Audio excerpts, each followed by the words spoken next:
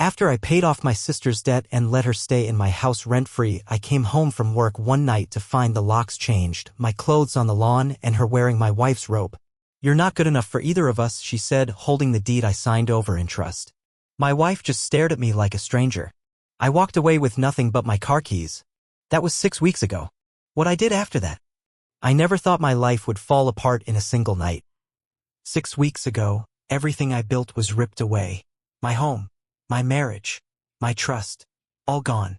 Not by strangers, not by enemies, but by my own blood and the woman I loved.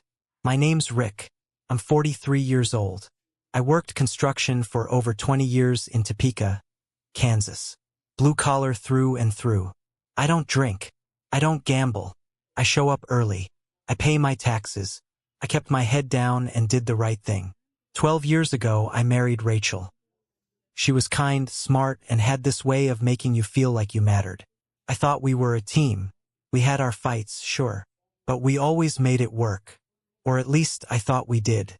My sister Jenny, she's 7 years younger. Same parents, same house, different world. I stayed out of trouble. She found it. Drugs, scams, men who hit her, debt collectors calling my parents, rehab stints. I paid for her last one 3 years ago. But family is family, right? 6 months ago, she called me crying. Said she was days away from getting evicted. Her car was breaking down. She hadn't eaten in 2 days. I could hear the fear in her voice.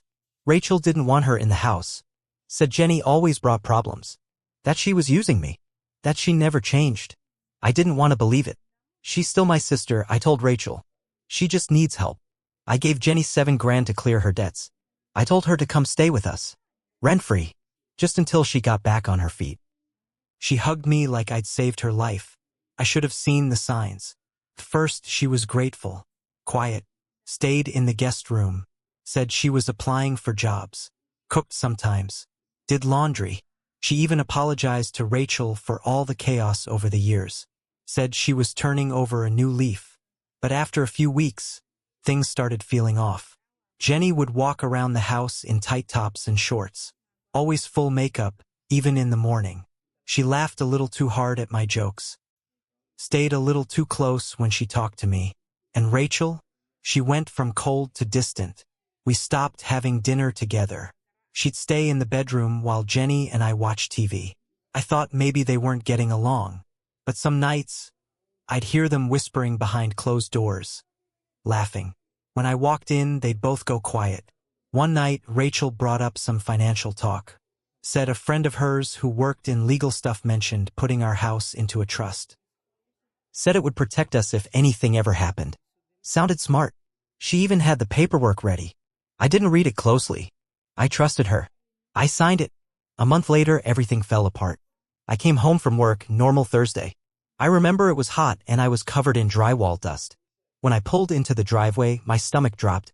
All my stuff, my work boots, my flannel jackets, my duffel bag, was thrown across the lawn in garbage bags. The front door was locked. I tried my key. It didn't work. Then Jenny opened the door. She was wearing Rachel's robe. Nothing underneath. Holding a cup of wine. Smiling like it was funny. "You don't live here anymore," she said. "What?" She stepped aside. Rachel stood behind her, arms folded, not saying a word. Jenny held up a document. "The deed. You signed it over, remember? I'm the trustee now. This house is mine." I looked at Rachel. She didn't even flinch. "Say something," I told her. "You should go, Rick," she said. "It's over." No emotion. No shame. Just cold. Like I was a stranger. I couldn't process it. I thought it had to be some mistake. I reached for the paper. Jenny pulled it back. "Don't touch what's not yours," she snapped. I stood there for maybe a full minute. Not moving. Not blinking. Then I turned around, picked up my keys from the lawn, and walked to my truck. That was the last time I saw them. First night, I parked at a Walmart and slept in the back seat. Second night, same thing. By the third night, I found a cheap motel off the highway. Mold on the walls. Sheets smelled like smoke. But it was a roof. I called my lawyer. He told me the trust was legal. I had signed everything over. Made Jenny the trustee. Rachel had witnessed it. That meant they could kick me out. And they did. I lost the house. I lost everything inside it. Furniture. My tools. Even my dad's watch. Gone. I didn't cry. Not once. But something inside me broke. Whatever part of me still believed in family. In loyalty. In love. That's when I stopped waiting for a miracle. That's when I started planning. When someone rips your life apart like that, you either stay down or you get smart. I chose smart. The first week after they threw me out, I didn't talk to anyone. I didn't post online. I didn't text friends. I needed to think. To plan. Every second I stayed quiet was another second they thought I was broken. Good. Let them think that. I cashed out what little I had left. 2,000 in savings, 1,000 in cash I had stashed in the truck's glove box, and some coins from an old jar. Not much, but enough to get moving. First stop, I visited an old friend named Marco. We used to work together framing houses. He now runs a small private security business and knows a lot of people who keep quiet for the right price. I need a private investigator, I told him. No questions, no reports. Just eyes and ears. He looked at me. This about your sister and your wife? I didn't answer. He didn't press. He gave me a name, Doug. Ex-cop. Quiet. Reliable. Doug started digging. While he worked, I got a prepaid phone, opened a new email, and started hunting through every corner of the internet for signs of what they were doing. I figured they'd be celebrating. Maybe Rachel would finally file for divorce. Maybe Jenny would try to sell the house. I was wrong. Doug called me 5 days in. You sitting down? He asked. Just tell me. They're not selling the house. They refinanced it. What? Jenny used the deed, got a small business loan on the house's equity, opened up some kind of wellness studio downtown. She listed Rachel as a partner. Business? What kind? Yoga, crystals, some real spiritual bullshit. Couldn't believe it. They weren't just living in my house. They were using it to fund a fake life. A business I paid for in a home I built. Rachel was going to work every day in the same damn car I bought her, smiling like nothing happened. But Doug wasn't done. I got more, he said. They were never mad at each other. Never fighting. They planned this. I got audio recorded from a bug I planted outside their garage. Want to hear it? I did. Doug played it. Jenny's voice. He's too soft. Always has been. He'll sign anything if you smile at him. Rachel's voice. I can't believe it actually worked. You think he suspects anything? Jenny. Not a chance. He still thinks I'm some poor addict. He doesn't see what's coming. Then laughter. I clenched my fists so tight my nails cut into my palm. They used me. They lied. They planned it together. I gave everything to them and they laughed about it like I was a joke. So I made my own plan. I didn't want to hurt them physically. That's not who I am. But I was going to make sure everything they built on my back came crashing down. Every fake smile. Every dollar. Every lie. They thought I was done? They were just getting started. Doug kept feeding me information. Every day something new. And every new detail pulled me further down the hole they dug for me. Their business? It was doing better than I expected. Jenny renamed it Rise and Restore. A boutique wellness studio. Yoga, Reiki, overpriced smoothies, and healing sound baths. The kind of place that pulls in rich women from the suburbs who want to feel spiritual on the weekends. Rachel handled the books. Jenny handled the charm. They used photos of my house for the website. My hardwood floors, my fireplace, my goddamn backyard. A peaceful retreat, created by sisters who believe in new beginnings. Sisters. That word stopped me cold. I called Doug. They're calling themselves sisters now? Yeah, he said. I thought you knew. Knew what? Jenny's been using Rachel's last name. What? He sent me the paperwork. Rachel legally changed her last name 2 years ago. Took mine when we got married. Jenny filed a petition last year to change hers too. Quietly in another county. She took the same last name. On paper, they weren't my wife and sister anymore. They were sisters. Business partners. Co-owners of my life. But it went deeper. Doug uncovered that Rachel had filed for divorce. Not 6 weeks ago. Not even recently. She'd filed 10 months ago. Behind my back. They never served me the papers. She claimed I was unreachable and the court accepted it. Jenny swore in a statement that I had moved out and abandoned the property. Signed it in front of a notary. Rachel used that lie to push the divorce through. Quiet. Legal. Final. Which meant by the time they threw me out, I was already out. I just didn't know it. I wasn't her husband anymore. I was just a legal nobody living in their house.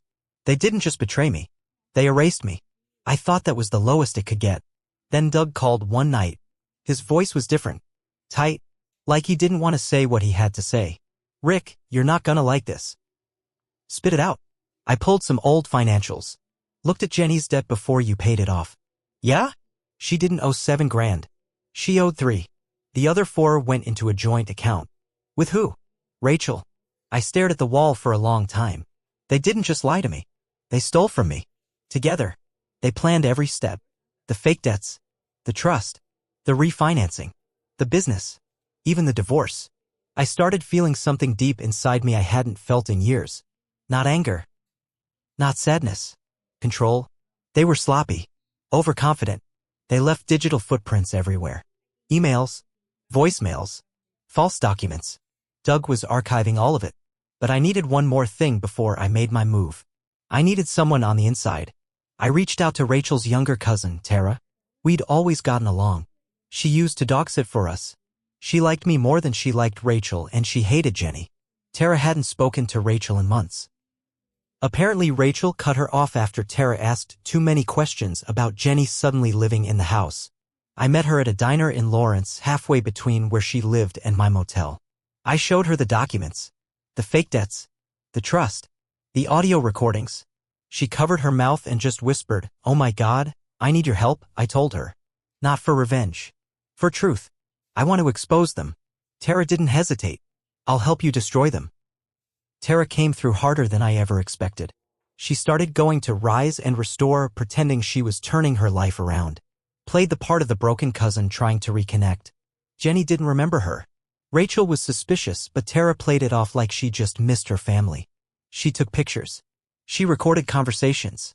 She stole copies of business receipts and invoices. And more importantly, she got into their office and pulled emails off the computer when Jenny left her alone to lock up one night. What we found was worse than I imagined. Fake tax filings. PPP loan fraud. A forged letter of recommendation from a fake doctor for their healing therapy license. Even copies of the emails between Rachel and a lawyer friend of hers planning out the trust and fake eviction long before Jenny even moved in. They didn't just take my house. They built a mountain of crimes on top of it.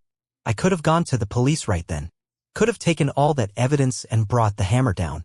But I wanted something better. Public shame. Destruction from the inside. So we waited.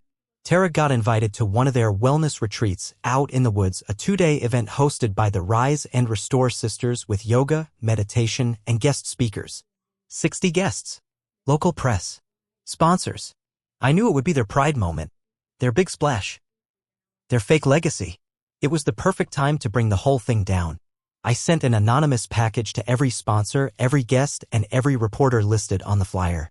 Inside were documents, emails, audio, tax records, and a simple cover letter. These women stole a man's home, lied under oath, and built a business on fraud. Here is the proof. The retreat started Saturday morning. By Sunday night, it was over. Reporters showed up. Questions started flying. Sponsors pulled out. Police opened a file. One of the women attending turned out to be an off-duty investigator from a county agency. Within hours, Rachel and Jenny were locked in damage control mode. And me? I stood at the edge of the parking lot in the same truck they'd thrown me out of. Watched it all fall apart through binoculars. I didn't say a word. I didn't need to. 2 weeks later, the business closed. IRS started their audit. Rachel's nursing license was suspended for falsified records on medical claims she'd filed using the business. Jenny was arrested for identity fraud and wire fraud. She tried to lie her way through it.